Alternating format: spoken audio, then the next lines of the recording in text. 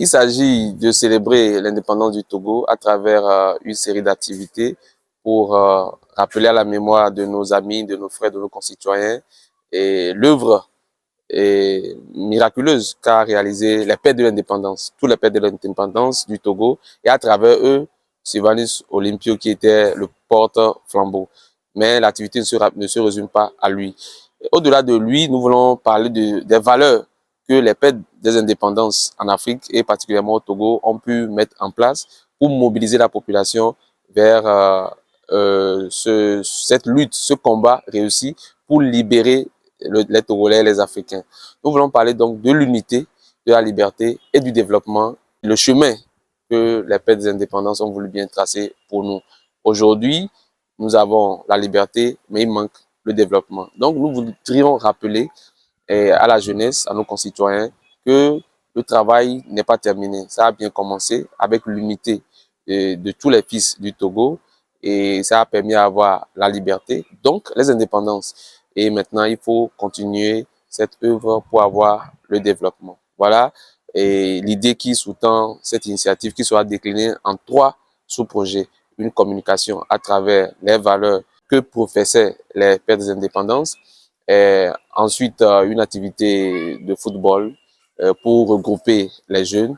Et à travers cette activité de festival de football sur le terrain de Forever, un festival de football de 8 équipes, nous allons pouvoir ainsi regrouper au moins 200 personnes, voire plus.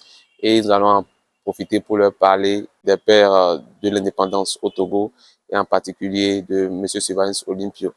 Et après l'activité sportive, nous allons aussi faire un café citoyen, une réunion avec des leaders d'associations, des leaders communautaires de Lomé en particulier, des gens qui vont venir de la commune du Golfe 2, de la commune du Golfe 1, Golfe 3 et aussi Golfe 4.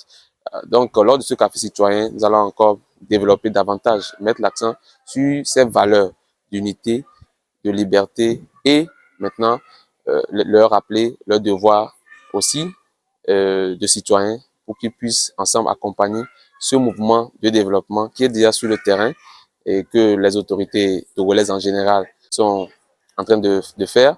Et aussi, on constate que c'est un mouvement panafricain qui est sur toute l'étendue du territoire africain. Tout le monde veut que l'Afrique maintenant se développe, que l'Afrique soit la prochaine destination du monde, comme l'a été à une certaine époque l'Europe, ensuite l'Asie, maintenant c'est le tour de l'Afrique. Et nous voulons contribuer à ça en disant que c'est au bout de l'ancienne code qu'on noue la nouvelle. Voilà, il y avait des chemins tracés qui, quand on fouille un peu, qui sont quand même des chemins intéressants qu'il faut suivre. Et voilà tout ce qui sous-tend notre initiative. Vous savez, c'est une initiative tout de même un peu localisée à Lomé, mais nous avons besoin des partenaires. Nous avons quand même toujours eu le soutien des UST, des universités sociales du Togo, qui nous accompagnent sur des petits projets et localisés en termes de sensibilisation de la jeunesse, que ce soit sur différents thèmes. Et donc, encore une fois, ils veulent bien nous accompagner et nous les remercions. Nous sommes déjà à la veille de cette initiative.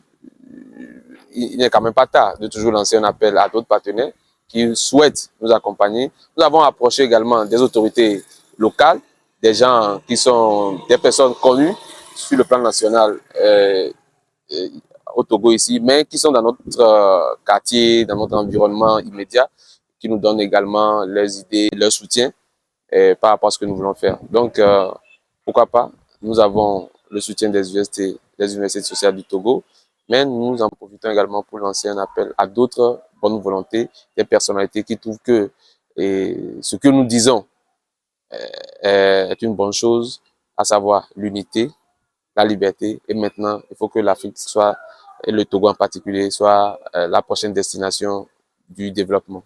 Le festival de football, qui est le deuxième point des 3 points que j'ai cités plus haut, va se dérouler sur le terrain de Forever, dans le quartier de Tokointan, mais plus précisément. C'est un festival de 8 équipes et qui va avoir lieu le 27 avril exactement. Déjà à 11 h, nous allons clôturer. Et Beaucoup de jeunes sont déjà intéressés. Ce sera une belle fête. Nous invitons également d'autres passionnés de football à venir regarder. Et à travers cette activité, nous allons passer des messages de sensibilisation sur Vanis Olympio, mais beaucoup plus sur l'unité, la liberté, le développement, les chemins tracés par les pères des indépendances du Togo. Il n'a pas été seul. Après le football, la réjouissance ou bien l'activité sportive, nous allons également organiser un café citoyen qui sera beaucoup plus pointu sur les thèmes que je viens de citer. Ce sera le dimanche 30 avril à partir de 14 h. Et c'est également à cette occasion que nous allons remettre les prix, les cadeaux aux équipes qui seront primées et qui auront quand même réussi dans le fair play, dans la joie, à pouvoir se hisser jusqu'à la finale. Merci. Merci beaucoup.